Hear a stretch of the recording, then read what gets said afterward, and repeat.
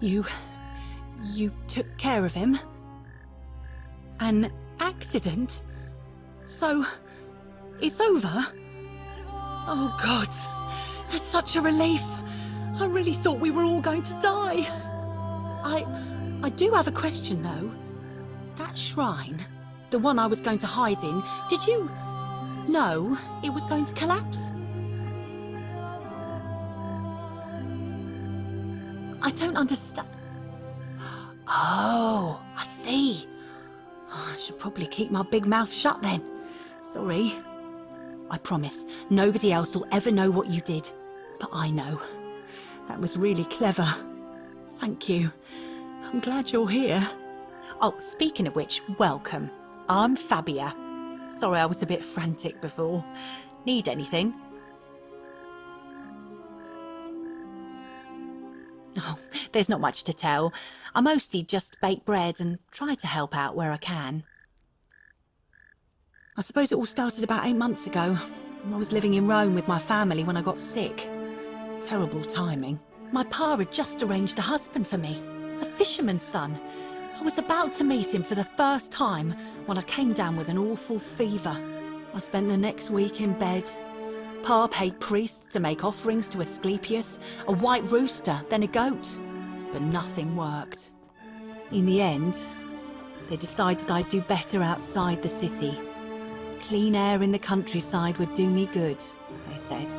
But after about a day in a carriage on the Appian Way, I was getting worse, not better. I remember closing my eyes for a bit, and I guess I must have fell asleep, because when I opened them again, I was in a forest by a river. I suppose the driver took off with his fee and left me for dead. Can't say I blame him. I wouldn't have wanted to catch what I had either. Anyway, I went searching for help, stumbled across the trapdoor temple, and here I am. It's nice of you to say, but you should save your sympathy. Lots of people here need it more than I do. What? You've been here a few moments and you're desperate to get out already? Why not give the place a chance before you try to leave? Good people here. Galerius works hard on the farm so I can put food on our tables, and Lucretia tries to keep us healthy. My friend Georgius is always mending our clothes, and Virgil makes sure these old walls don't fall down around us. Well, he does his best. I'm just saying, there are worse places you could live out your days. Well, I can tell from your funny accent you're not from around here, but that doesn't mean you don't belong, does it? Oh, I try not to worry about it. I mean, if people are nice to each other, we won't have anything to worry about, will we?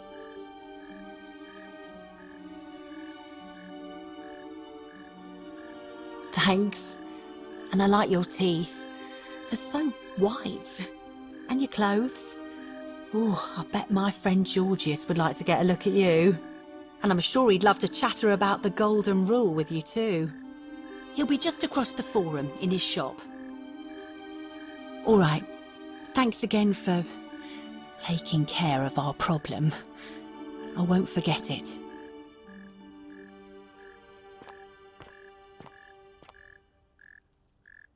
You there! I'm sorry to trouble you, but I couldn't help but notice that fine bow you're carrying.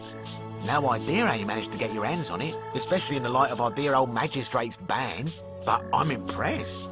And before you ask, no, I wouldn't dream of trying to buy it from you. I have no use for a wooden bow myself. But I would like to propose a joint business venture of sorts.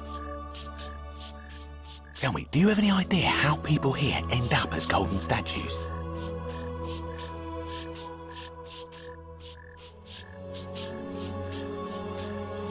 And here I was thinking I was the only one to figure it out. In any case, supposedly 1 or 2 of those arrows is enough to turn a full-grown man into gold. Now, of course, that is a travesty, a terrible, horrible waste of human life which has to be stopped. And yet, on the other hand, I can't help but think of a tale told by that Greek fella Aesop, the goose that laid the golden egg. With the ability to transmute organic matter into gold, one could create infinite wealth. Use your imagination. Golden animals, insects, trees and plants. The Midas touch without the drawbacks. We are talking riches beyond imagining. And even if we were to split all those riches between the two of us, half of infinite wealth is still infinite. Interested?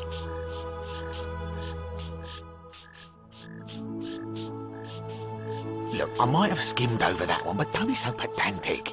Are you interested or not? Oh, I'm not suggesting we use such a bow on people. There's no profit in breaking the golden rule.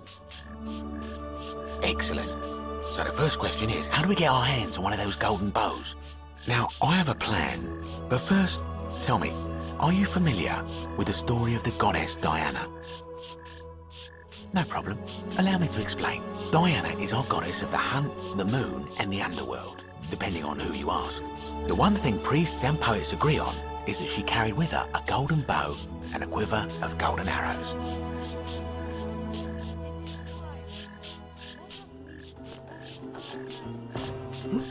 Salve.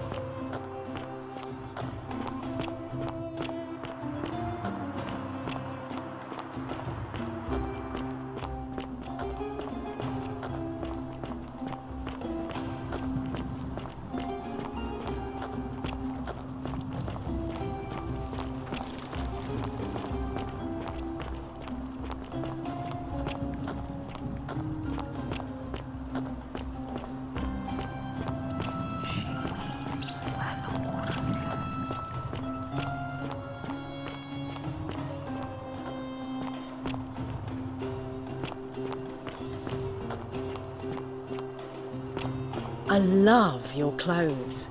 So exotic. Unless you want me to slip some hemlock into your next drink, get out!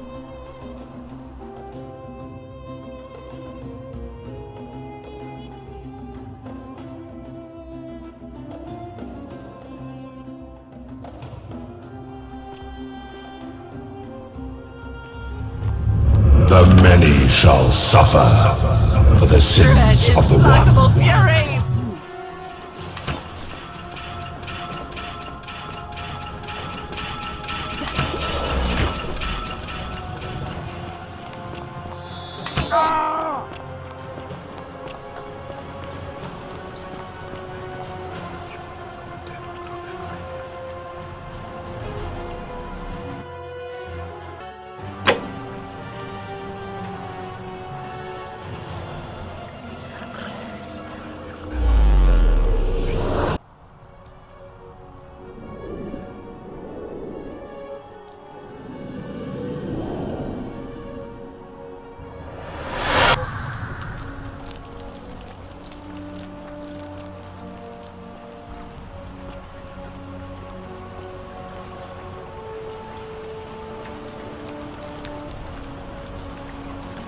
Salve, friend. Mind telling me who you are and what you're doing with that bow on your back?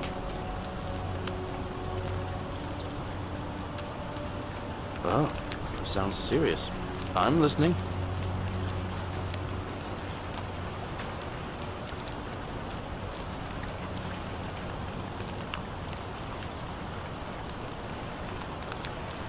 Alright, let me see.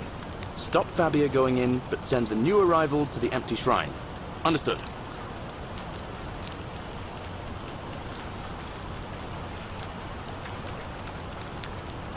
I'll go, but once I'm done, I'll need you to tell me how you know all of this.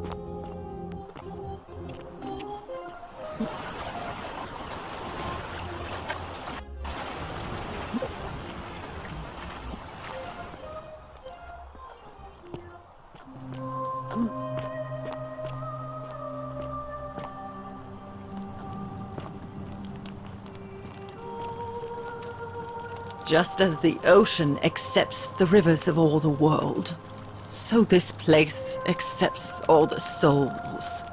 But it does not notice the crowds that come. Say it. Speak its name. Then it is true. I was right.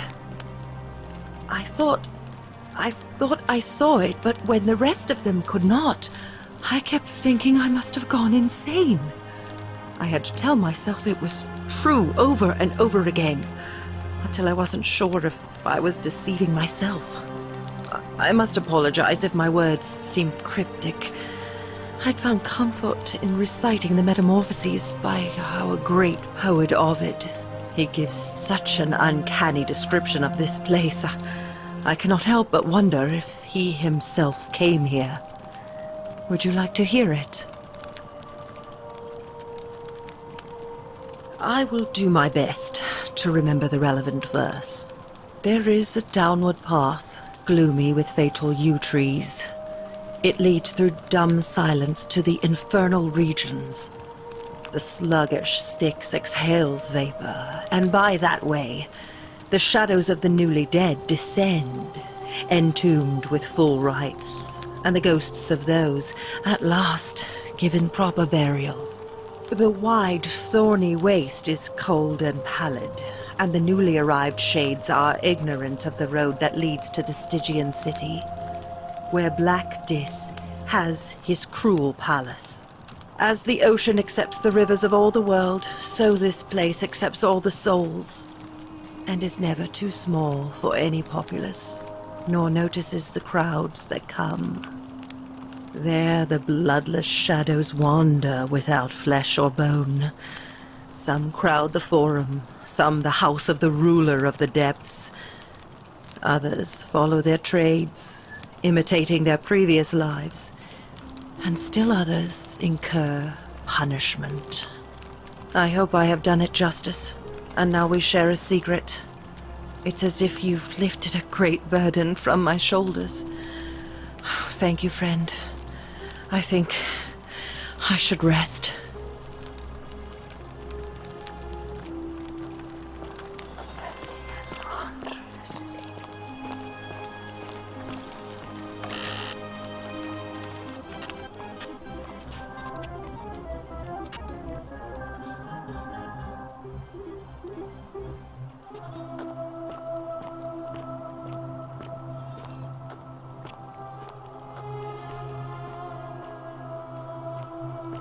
Handsome.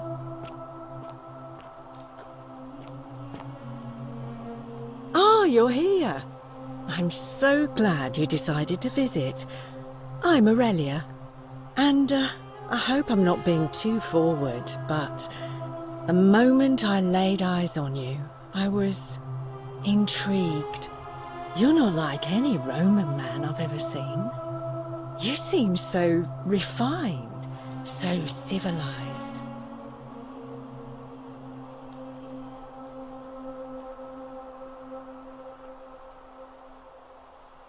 Ugh, coming on a bit strong, don't you think? I take back what I said. Suddenly, I don't find you so intriguing anymore. Let's just forget that ever happened, so we can at least do business. So, what brings you to my tavern? Not for a few weeks now. Last time I saw him, he was sitting at a table with Georgius, whispering about some job. I remember because they kept looking over their shoulders as if they didn't want anyone else to know. So, naturally, I hovered. The one word I kept hearing was vanishing, and then, the next day, Kabash just disappeared. Coincidence? I think not. Ugh, let it go. Nothing's going to happen between us. You know, normally I'd expect you to buy me a drink before asking if I want to get out of here.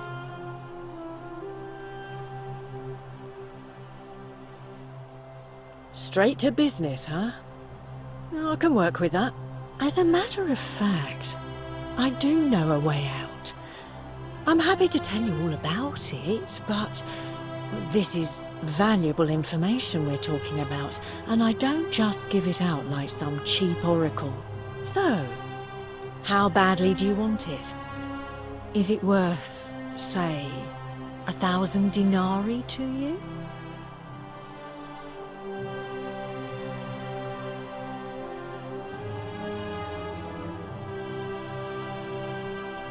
Simple. It's a one-way trip, and I'm not ready to go just yet. I like my life here. One day, maybe, but not now.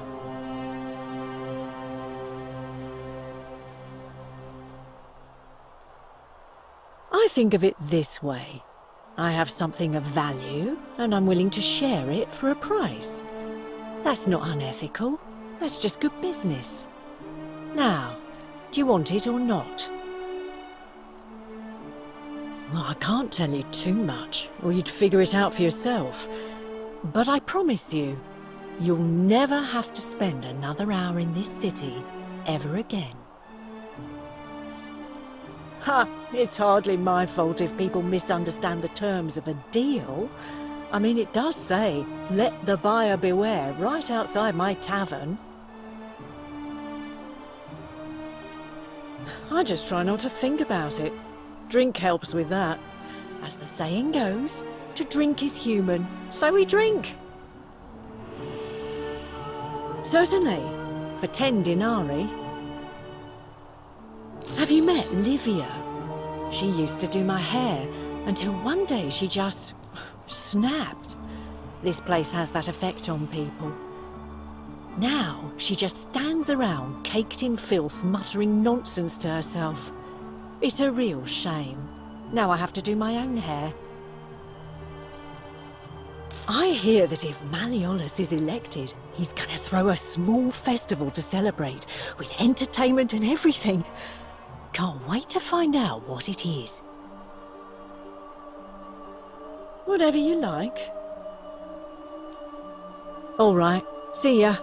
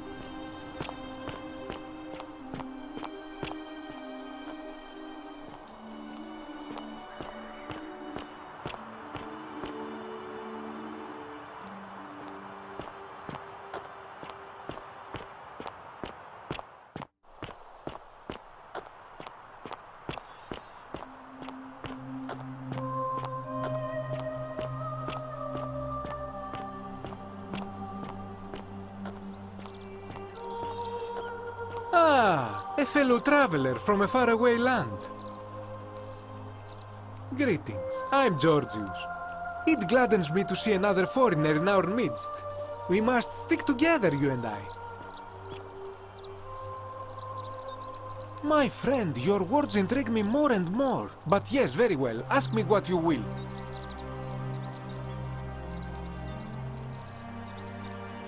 Ah, I knew this day would come. I do not wish to lie to you, my friend, but even discussing this matter is dangerous. Please, let us leave the live coals safely beneath us. Very well, but the magistrate would not look kindly upon this, so please keep it to yourself. For several months now, I have been sneaking out at night to worship the gods of my ancestors in the temple of Demeter. Each day, I leave offerings of food, in the hope that we may have a bountiful harvest, and yet the next day, when I return, the food is missing. So I ask, who or what is devouring the food in this temple? Stranger still. Once I sat in front of my shop like the 100-eyed Argus until dawn, to see if I could spot a thief going in, but do you know what I saw?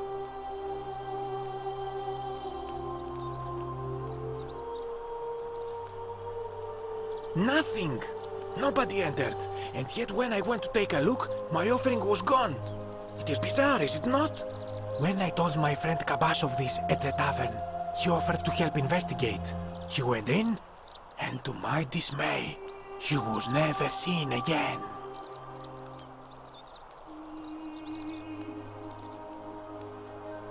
It is the only Greek temple in the city. Head towards the baths, and it is the last building on your right. Gladly. And in a city full of Romans you are asking me? Because I am Greek. Let me tell you something about Greeks and Romans. My name is Georgios, yes. But the Romans, they do not care. They hear me say Georgios, and they think, ah, he must mean Georgius. Good Roman name. They do this all the time. They see us worshipping Zeus, they copy us, but call him Jupiter. They take Hades and call him Pluto, Persephone, Proserpina. I am flattered that they copy our ideas, but why must they change the names? Do they want credit for making it all up? Do they want to forget where it came from? At first, I pull my hair out. After a while, I give up, and I become Georgius the Roman. I accept the world is Roman now. Plus, I have no hair left to pull. But my point is this. If you want to know who stole an old Greek name, look no further than the sticky-fingered Romans. The plague you seek was pilfered from a collection of old Greek relics by none other than Dully. He cannot help it. Like a typical Roman, he likes shiny things, especially those that once belonged to my people. And besides, it makes him happy. So I say, let him keep it. I believe he still has it with him, in his cell, just opposite the Temple of Demeter. I hope that our paths cross again soon, my friend. You there? I'm sorry to trouble you, but I couldn't help but notice that fine bow you're carrying. No idea how you managed to get your hands on it, especially in the light of our dear old magistrate's ban, but I'm impressed. But... Tell me, do you have any idea? And here I was thinking I was the only one to figure... Supposedly, one or two of those arrows... Now, of course, that is a travesty. A terrible, horrible... I can't help but think of a tale told by... With the ability to transmute organic matter into gold. Use your imagination. Gold... And even if we were to split all... Excellent. So the first question is, how do we get our... Now, I have a plan, but first... No problem. Allow me to explain. Diana is our goddess of the hunt, the moon, and the underworld, depending on who you ask. The one thing priests and poets agree on is that she carried with her a golden bow and a quiver of golden arrows. And it just so happens that there is a shrine of Diana in this very forum, with a prominent statue of the goddess herself. And would you like to guess what she's holding in her hand? Precisely. I can't tell you how many hours I've spent in that temple staring at it, trying to figure out how to retrieve it without breaking you-know-what. Oh, gods no! If you tried that, we'd all be dead within moments, I'm sure. No, here's what I propose. You give your bow to me, I cover it in a thin layer of gold leaf, and we create a replica of a golden bow. Then you enter the shrine, extinguish the braziers, and under cover of darkness, swap out the fake for the original. It's not theft exactly, it's more of a trade. But make no mistake, this is a dangerous path, and there's no way of knowing where it will lead. But in my experience, all the best adventures begin with a risky first step. Now, you must have questions. Ask away.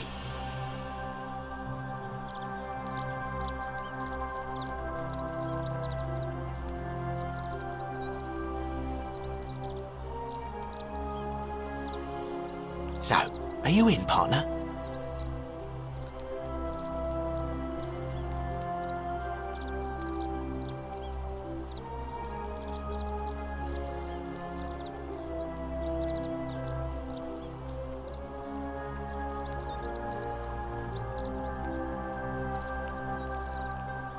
Wonderful. Now, if you'll hand over your bow, I can get started applying a layer of gold leaf. This is a quality weapon. Now, bear with me for a moment. And here we are, a gold leaf bow.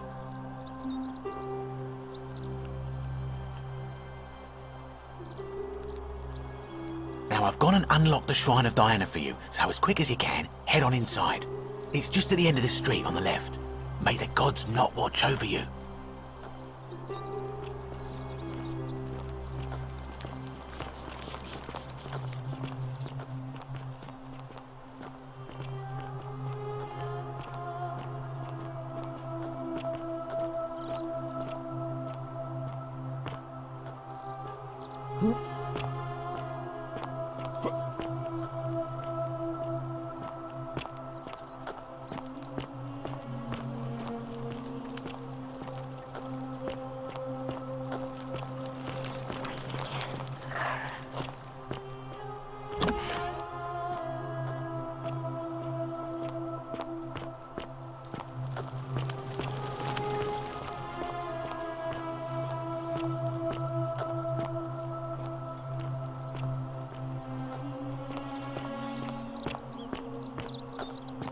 How'd you do?